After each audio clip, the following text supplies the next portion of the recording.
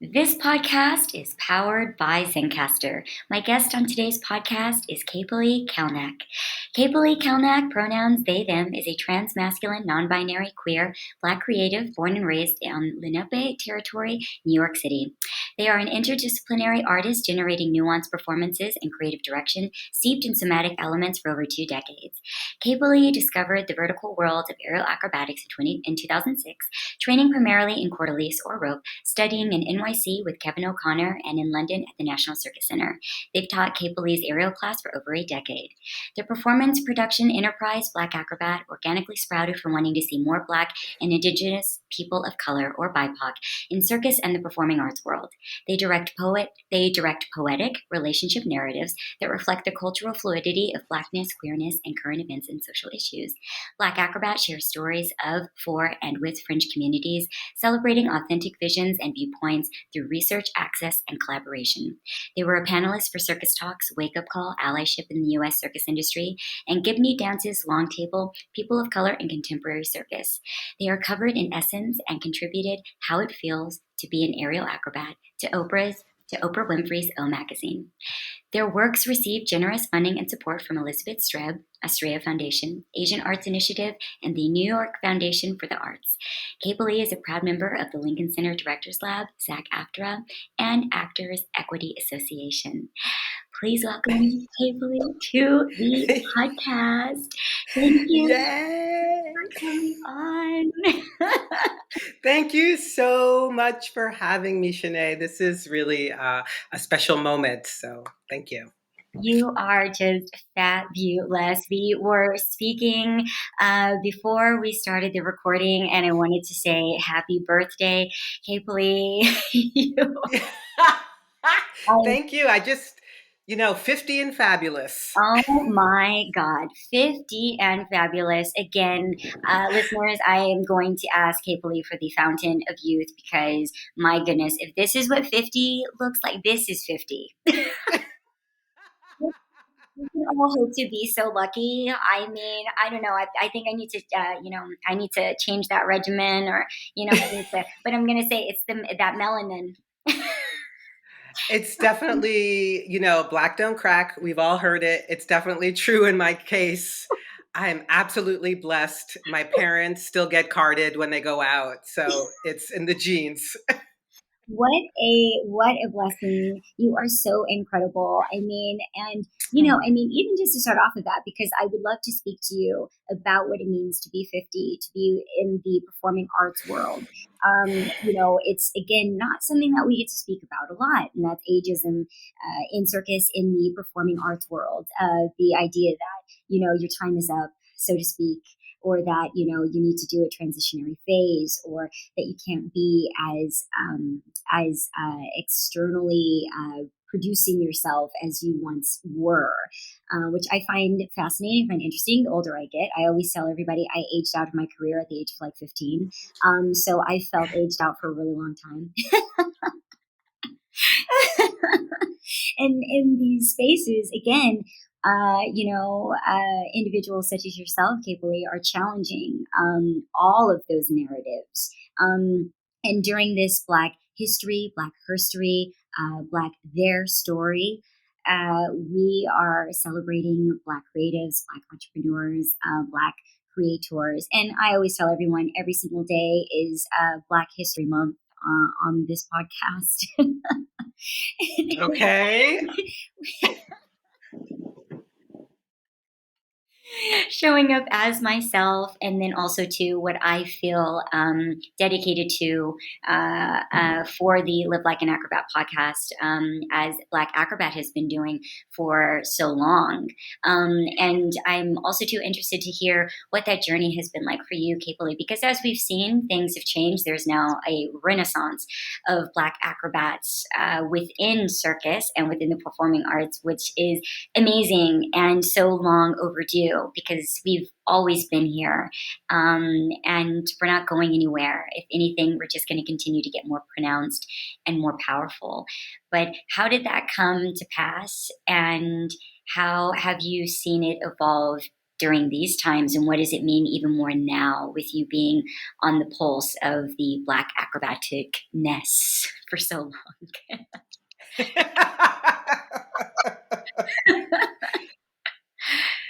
That was good. That was good. Yo, that was so much, so many wonderful questions.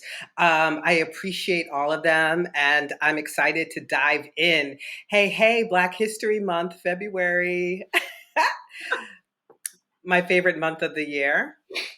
So let's start with that ageism question, right? Because Yeah. I just turned 50 on February 11. And I kind of feel like I'm at the prime of my life. And when you turn 50, you're a half a century years old. What? Oh my God. Say it again for the people in the back. Right, right. So you kind of think back on your past 50 years and what you've gone through, what you've accomplished and where you thought you'd be, the expectations. Hmm. Um I feel like an emerging artist again. Mm. And it's so interesting when you talk about being aged out of a certain artistic or creative passion. I started circus when I was 35, so I was already aged out when I started. That is So, the best. That is so important for listeners to hear because everyone always thinks or assumes everyone started when they were 3, they were 4, they were 5. And I say, no, there is no rhyme or reason to when you start your performing arts career, your circus career, your acrobatic career. Please continue, Kiebpoli. yes, 100%. Mm. And granted, I started off as an actor, so my body was tuned. Dance was part of that. So I'm decently strong, cyclist. So I ride my bikes. But circus is a whole nother level. It's Olympic level of of focus and body conditioning, and to start that at 35 and just be gung-ho and have the circus industry uh oof, I don't want to curse so early into the podcast. But you can, and it's okay. We're ready. Oh my goodness. I mean, I don't want to say I was like it was just negative and just very in like microaggressive ways. I'm Mm-hmm. very glad we have this word now, in just microaggressive ways. So, you're dealing with the ageism in a microaggressive way. You're dealing with your race. You're dealing with your gender. There's all kinds of, weirdness that comes along when you're just trying to, climb a rope and go upside down and make pretty shapes in the air. Who would have thought, right? I mean, Right. just trying to hang from my rope, and everyone's got so many ideas and opinions about me. Truly, truly. So I know I'm jumping around a little bit, but just to hop back to that emerging artist part at Mhm, 50, mhm, I'm a creative, mhm, right? I'm not only circus, I'm also an actor, a director, a writer. I do all the things, a producer, a mover. mhm. So, you know, applying for grants, because that's what you need. Like, you need to have some sort of financial backing to continue creating the works that you want to create, whether it's your own personal works or larger productions, whether you're collaborating with others, what have you. You're going to need that grant money, that foundational money. You're going to need that fellowship. You're going to need that residency, and they're geared for younger people. Imagine. I'm shocked. It's hurtful. It's really hurtful because I'm a lifelong learner. Mhm, We as human beings, when we like came down from our stardust into these human bodies, l- mhm. we're still learning and growing and evolving. So to have these limits placed on us is very counterintuitive and very unfortunate, especially in a creative, artistic kind of world. So I just want to put that out there. Because it makes no sense. And I have before spoken on the podcast, Capely, about starting a campaign called In the Brackets. ending the age brackets that are set up whenever you kind of apply for something, whether it's an audition or a grant or any job. There's always a bracket that you find yourself at some point in time, which I remind the young ones, you will eventually be in the next bracket as well, so don't get too excited. And you find yourself out of that bracket, and then you find yourself out of those opportunities. And some of the best opportunities that you could ever utilize are when you're of an age that's past that time. And again, there's some things that you know when you're younger, and there's some things that just cannot be taught unless you know and you've had enough of experience and time in the game, and you've had that wisdom, and you've had that experience. No matter what you think you're on the pulse of or on the trend of, because you might be younger, and in environments that maybe if you're at a different age bracket you just might not be privy to all the time. But also that changes as well. If you're parenting, if you're teaching, you're actually very absorbed in a lot of those environments simultaneously. I mean, over the course of my life and my career, sometimes different people ask me like, how do you know that? I'm like, well, I'm around a lot of different age ranges, because of feeding into the business in a lot of different ways, which is very valuable. But even still, it should still be highly regarded. It's not degenerative. It's an accumulation of invaluable experiences, that the things that I know now, I always say, had I not that I didn't know them, but I didn't know to properly institute them within my experiences and use them within stronger boundaries than the way that I know of now. Because it's not that I didn't know them, I just didn't understand them on the level that I do now. And I wish that I did. And again, that's where age comes in. So please continue, Kiebpoli. No, great points all around. It definitely, that maturity has helped. I mean, granted, I wish I had that, 24-year-old body again. Um, yeah, Yeah, yeah, no, for sure, for no. sure. I think Uh, it's just bad. Wait, what was that? I think that you're fabulous. But again, those are things that do change as well. And what I've also seen in the business is that nobody really prepares you for that enough. And I think it's again because a lot of the conversations have not been had of what happens when your body does change, and when you're not operating on that level anymore, and when you don't want to, and when you want to do different things with your body because your body feels different, operates different, looks differently. And again, those are different phases that should just be honored. There's different stages, and indigenous cultures used to do that, where they used to honor just different phases of your life. I mean, honoring different phases of your career in the best way, with your body changing. And again, I think also too, there's nothing wrong with wanting things to be a certain way that they were before, that you enjoyed them in different ways. I think that's having gratitude for different times in your life. Things carried you through for different reasons in different ways, but it doesn't mean like, oh, but that makes you like less of great, less of amazing now, which I think is usually what people take that as, which is what I'm trying to say. Right. No, that you bring up such great points. I hear you. And that circle of ages kind of reminded me about mentorship, because I was thinking about Black Acrobat and thinking about what and legacy, and thinking about how time is a circle, or maybe it's a spiral, maybe it overlaps, it's a slinky dink. That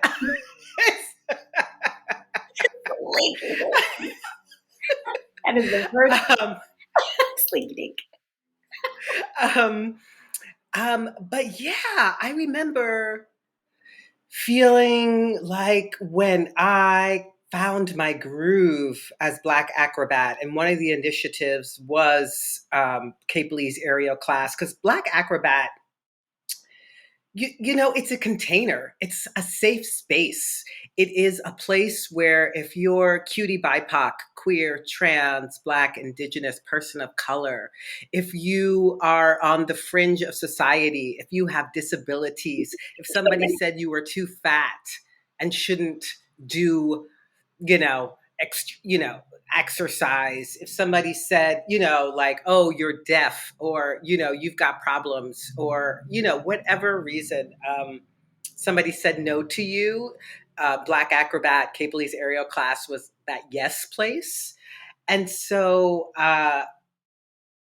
it's so important to figure out how to not only give back in the sense of offering classes and this community, but also like the legacy of it.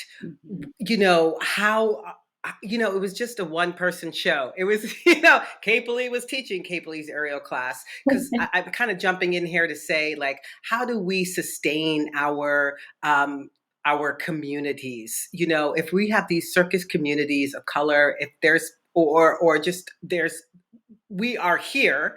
How do we sustain ourselves, whether it's a network, whether it's mentorship? Are we doing some type of archiving of our work? And I really found that was my biggest struggle, because we are here, we've been here, and we're more visible now more than ever, which makes my heart sing, which is so exciting. Yes. But then there's also a part of me that's like, I don't actually know how to find that next Black acrobat. Or and then do we have like a directory? Like, all of a sudden, you know um Yeah. if I Google Black acrobat, is your name gonna come up? Right. Do Yours you know what I does. mean? Capoli's does. Yours does. Because I did some good marketing by Yes, calling myself Black you acrobat. did. But I double checked because I was curious and I wanted to see what does come up now. And I was up, Capoli, Black Acrobat comes up if you put you in and not much other than that, because then it goes into what, like Adobe or something like that. It's not much. It goes into like graphic design. So let's all start getting those Google searches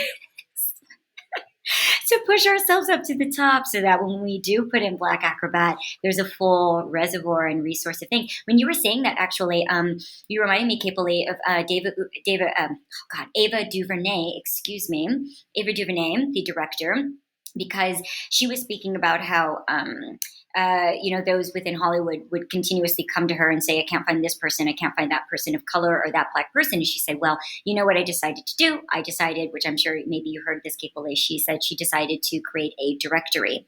So she created the directory herself and put it online. She's like, and I just upload and put every single person's information in there that I've ever worked with, that I've ever known of, that is Black or a person of color. I'm not sure if that also includes those with disabilities or different ways of accessibility as well, but I definitely know that it's key. It's very specifically focused on Black and BIPOC artists. So I thought that was fascinating. But she was like, I just got tired, and she's like, and I just didn't know what to do either.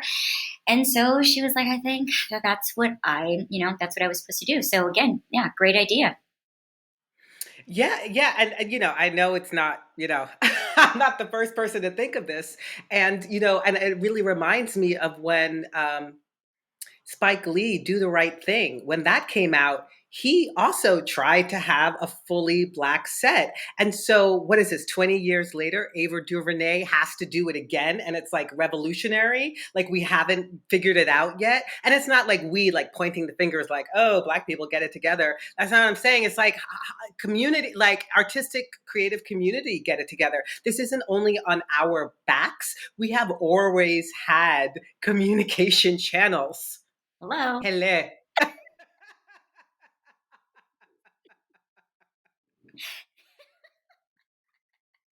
It is not our responsibility. Right. All the time. Right, not all the time. So it's just interesting. Wow, thank you for bringing her up. I did this. You mentioned when you were reading my bio that I did this panel, allyship in the U.S. circus, and that was a rough time. That was a rough panel, and that was a rough time. And I think because of that panel, I now despise the word ally. Mm. I really need to have a new definition. Let me call you my comrade. Let me call you my friend. Let me call you my partner. just because I think, there's a confusion around what allyship is, or what does that mean to really support someone? What does it mean to have true equality and equity? What does it mean to like give up some of the pie? Mm-hmm. Mm-hmm. And I am an only child. I feel like the most privileged, blessed, Black, creative, non binary babe out there. To Oh. say that I do circus, to say that I've been an actor and a director, to say that I've traveled this world on a dime, but being my true creative self. Mhm. Tr- Also, I've lived in Kiebpoli world. I do admit that.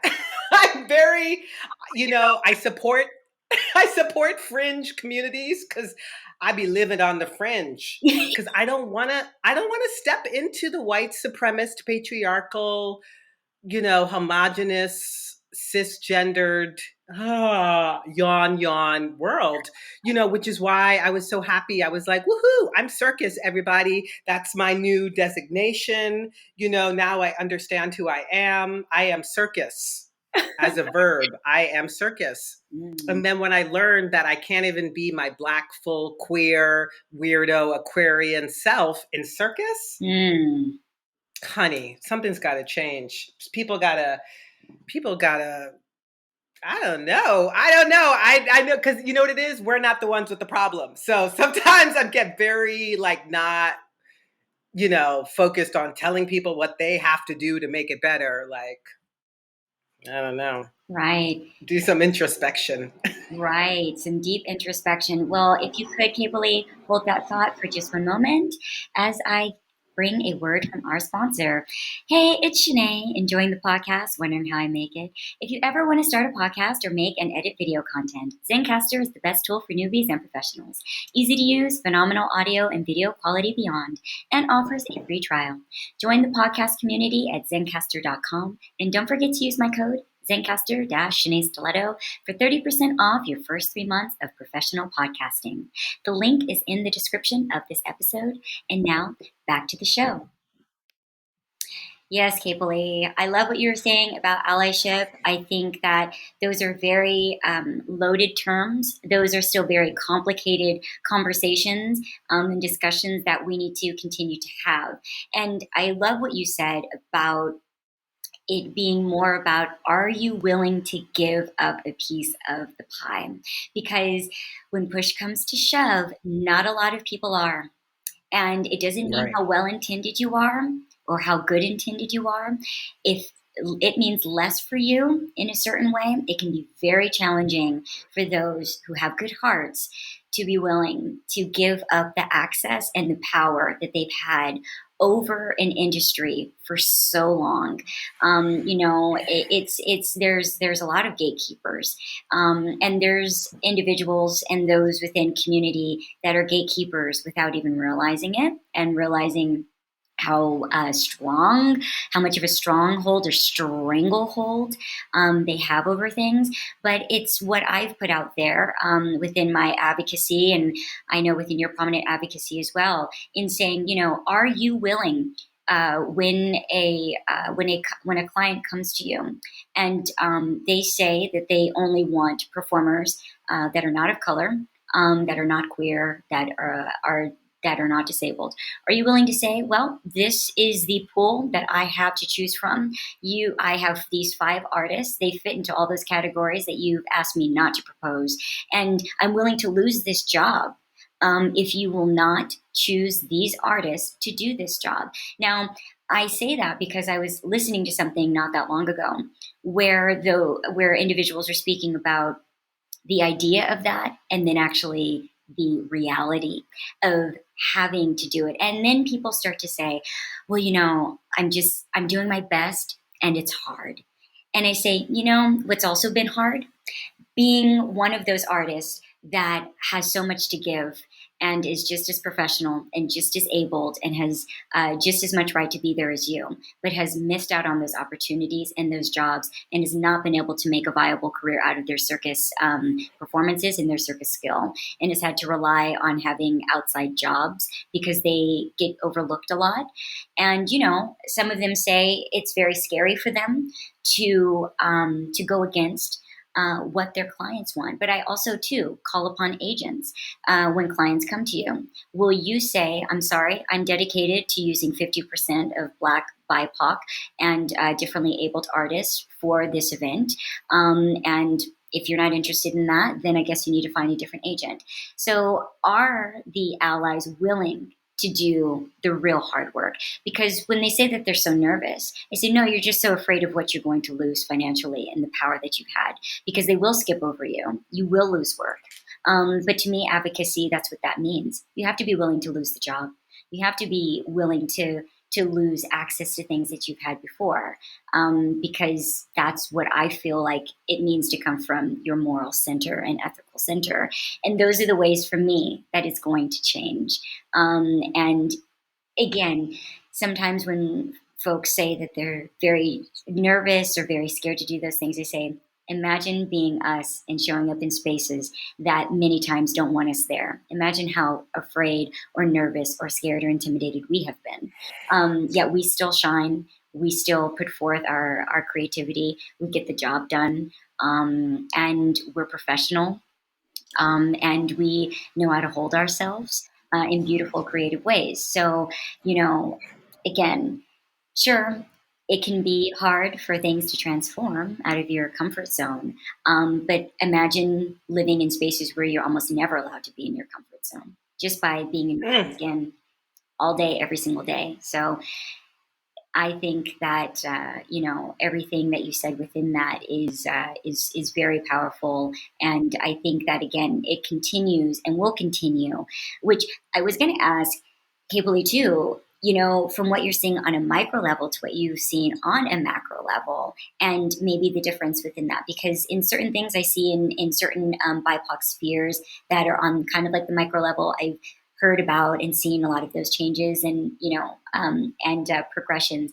But on the macro level, when you're looking out, how much of that do you feel is changing enough in that way, where it's becoming more equitable? And it, like, any examples that you can speak to that, or again, if you feel like not enough has changed from those very difficult conversations that we've had. That's a great question. Oh my goodness, you bring up so many great stems of thought. I have been part of amazing productions that have been primarily cutie BIPOC.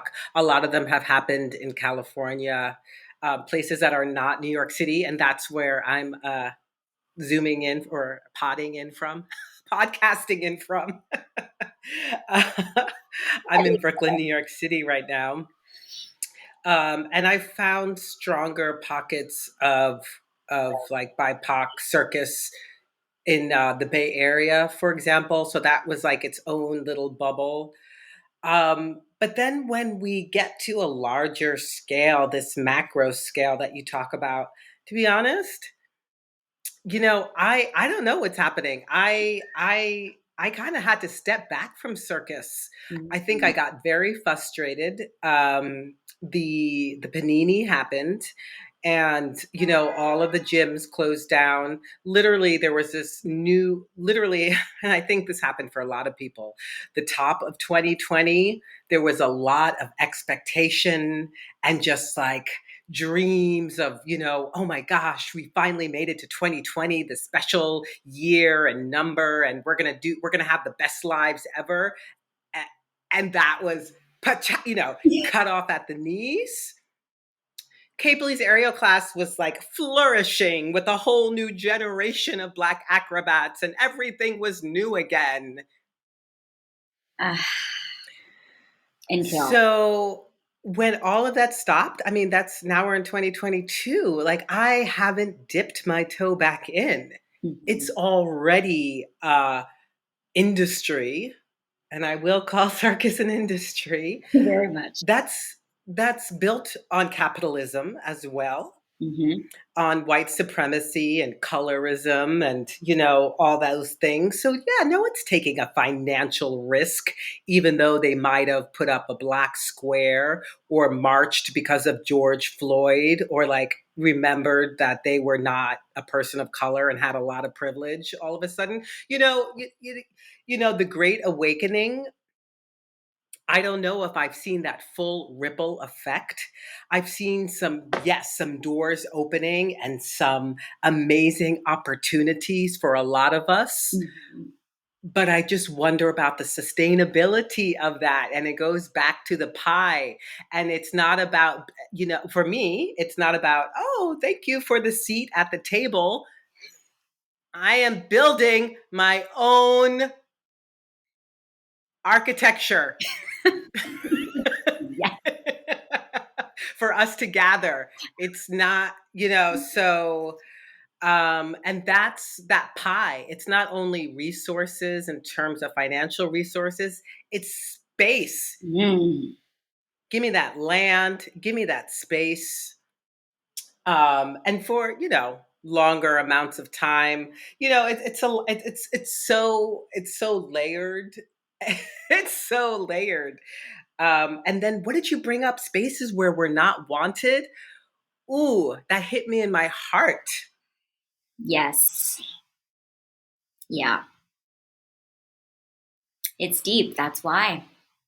It is so deep.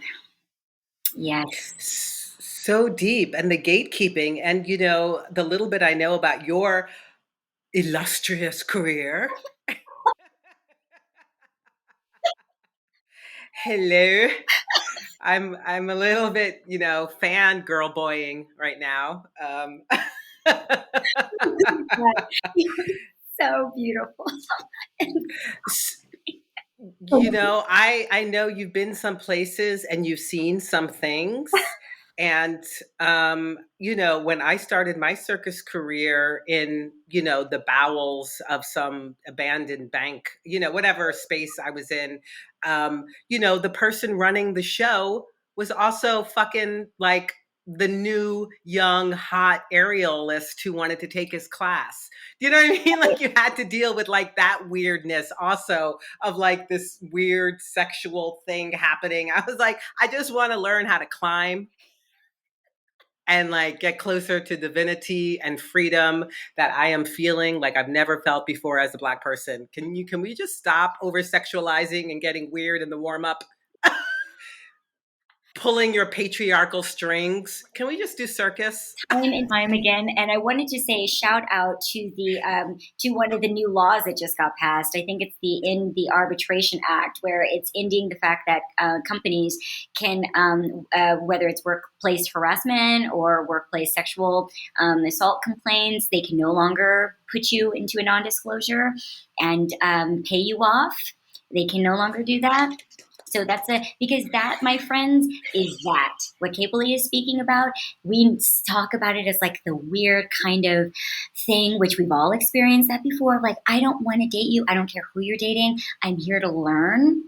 This is a sacred space. And it has for so long, not been that and been turned into something so far from that, where this is not Tinder, right? Mm-mm. Your contortion class, your whatever class is not Tinder. It is not your dating pool. To remind you, this is a workspace. It's a creative space. It's a safe space. But first off, too, like I said, it's a workspace. And so for those of us too that want to continue to bring that aspect into this industry, because it's supposed to be there and should be there by way of protection, but how much that keeps you away from being able to get to where you're very much wanting to go. So please continue. I just had to interrupt and speak to that, because it literally just passed, and has it's a huge landmark for all of us in these spaces, and I would like to see more of that being implemented in circus spaces. Mm. Oh my God. Thank you so much for sharing that. I didn't know that. So that is really great news. Uh, Woo wee. Yeah, no, it's rough out there. And circus is like such a beautiful art form. Like I can't, I can wax poetic about it because it really brings together so much of what I love. There's the theatrical, there's the dance, there's it's the physical like magnitude of it, the strength capabilities that are otherworldly, pushing yourself through, past your boundaries and enrapturing other humans with, feats beyond our expectation that are pure spectacle and delight, and that are also thrilling. Like, things could go south at any second. Yeah. So there's so much on the line. Mhm. So to turn that to such a to turn that into a scary kind of place where, yeah, yeah, whatever. So but it just happens. I don't know. I don't want to like blame the patriarchy, but whatever. It can happen in a lot of different Mhm. spheres, and I've experienced it in a lot of different spheres. And it's not fun to be aggressed upon. And I will say, as a non-binary person who is pretty fluid, and right now I have my hair in extensions. I braided it in like pretty extensions. They're like turquoise and purple and black. So I look kind of like femme or like feminine or girl, woman type, but my hair is like a short afro. I've got facial hair. I've got, a little shadow of a mustache. And so when I'm kind of out and about in the world, I read as masculine and, people read me differently. And so it's very important for me to, show up and have these really clear boundaries and very clear agreements about how we're going to move through this class. And like, my hand is on your lower back, and okay, and how do you feel? Is it okay if I, X, Y, and Z? And ah the things you didn't grow up on, and are the things that you want to share for the next generation Oh, you know amen. I also Anyway. we're speaking so hard because we want for you so much to not go through what we went through. And I say that with every fiber of my being for every single podcast, with every single panel, with every single level of advocacy. I continuously say, I do not want anyone to go through what I have been through or what I have seen others go through. Because Hmm. speaking on the experience of others, sometimes they say it wasn't necessarily me, but I was witness, and like how we can be witness to so much, and being observers, and how it's important to speak on behalf of others when it's appropriate. Obviously, I'm not saying to take over their narrative or hijack that, but the things that you've seen that you know that are wrong in this industry that you've seen perpetuated against vulnerable, creative, beautiful acrobats, whether they be of color or not, whether they be binary, queer, trans, any of those, where we have seen taken advantage of in so many unfortunate ways. And for me, it's so unfair. And I would like others to not have traumatizing experiences that I have had, that have colored those experiences that should have been so beautiful, that should have been much more inspiring or exciting for me, but that I wasn't able to source that goodness from them in that same way, because whether I was having something inflicted upon me or I was within a group where things were inflicted upon us as a group or somebody was singled out unfairly. And so bringing all of this to cause for them and for myself.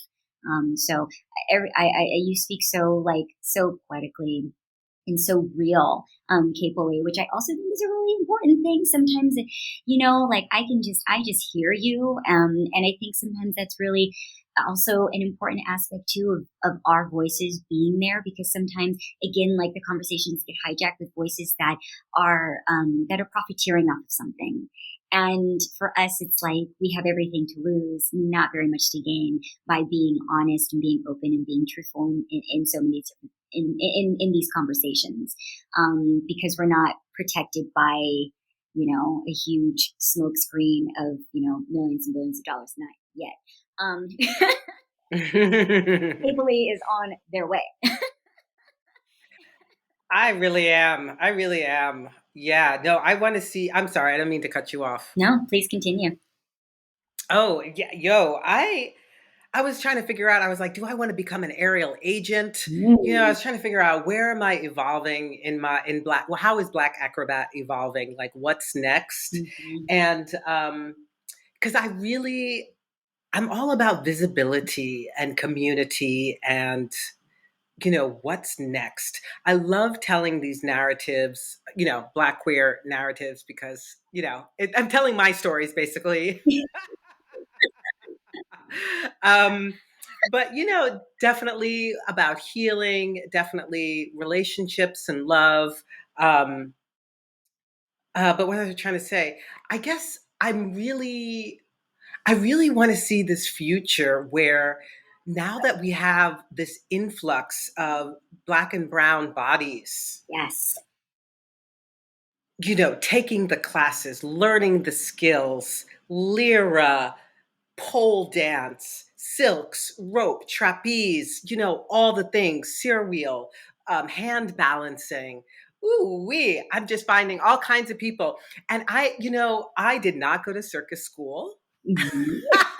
I took a lot of classes with a lot of amazing people. I got very obsessed. I, went across the pond and studied in Europe and just tried to do all the things, because I was going to let everybody was going to see this Black person. Everyone was going to see me on my rope. I was going to be around the fucking world. You were going to see this Black acrobat. I was going to be the face of fucking circus. I hate, what's up with Cirque du Soleil? Whatever. There's more circus and Cirque du Soleil. Anyway, so I would love to take this repository and just write like Circus de Black Soleil. Do you know? I just That's the tweet. That's the tweet, y'all.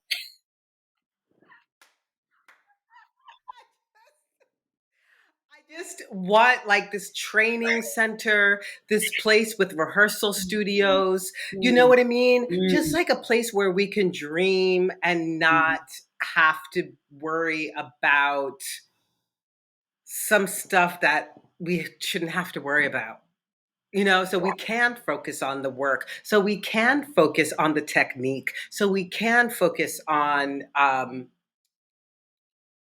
the circus dreams that are not drenched in a European aesthetic, or like some sort of like snobby, you have to go to this place to have any credentials, or, oh, you didn't point your toe, you flexed it, or, you maybe you did a ritual and you were praising water, things that some people don't understand, we're going to just get. And like, I would love that safe space for us, and to be able, especially in this country, because I think we're talking, we can talk about circus around the world, but we are both in the United States of America. So just to kind of condense it to this space,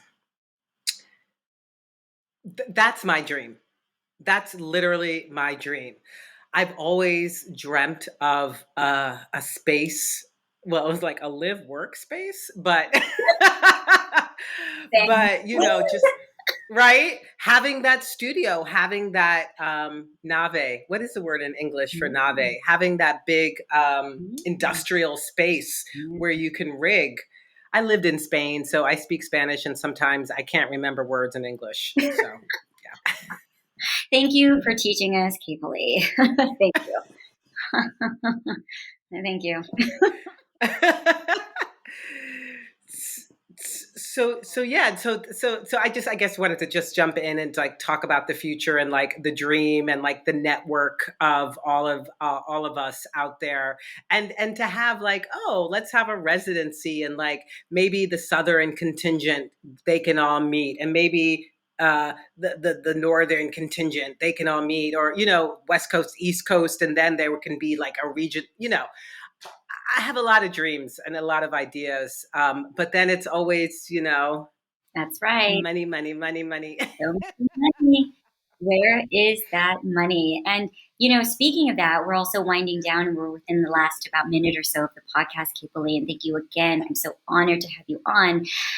It reminds me of India Ari's campaign right now with Spotify, and in pulling off her work and in speaking about, the fulfillment of Black artist dreams. And she's speaking on behalf of all artists, actually, in terms of the inequity there and not making enough money off of their streams and not making enough off of their art. Yet then Spotify can go and offer, certain individuals $100 million here and there. And then also too, not offering Black artists those same kind of contracts, even though they have similar amounts of audiences. So again, the money is there. The money is out there. I again just speak to anyone out there outside of circus or in the performing arts world, anyone who knows investors, anyone who is interested in being an angel investor, a silent investor, a prominent investor, that wants to be a part of this world. And also too, again, to the corporatized companies that continue to benefit all of this off of all of this talent. If you want to see more of this environment change, if you want to be a part of this change, and the financial aspect of it, that does make a difference. It's not the only aspect, which we continue to speak about. It's part of it. It's not the only thing, just like with reparations. But it does matter. Money is a spiritual exchange. It's an exchange of energy. And if you've taken something from me, I don't just want an apology. I would also like the thing that you took back. So in ending with that, I would love you, Kiebpoli, if you have anything else to share. And this last little minute, you're so brilliant, so amazing. I'm so inspired. Thank you again. And yes, please. Oh, Shanae, I am so grateful for you for having this space to be able to share these thoughts and dreams and hopes for the future and needs. It's so important. I just really want to let everyone know that if you want to do circus, if you want to do anything in your heart, go and do it. Go and try. And maybe you may not have all of the funds at the moment, but if you just take that first step and just dip your toe in, the universe will hear and respond in kind. And I truly believe in that. And the resources will start to come. I believe in that strength. Thank you so much. This podcast was recorded on Zencastr. The Live Like an Acrobat podcast is also available on Circus Talk, the inclusive, independent, and international online network for the circus industry. Circus Talk's mission is to create a level playing field for this industry and democratize access to information. I'm your host, Shanae Stiletto, and until next time, please stay safe and stay healthy.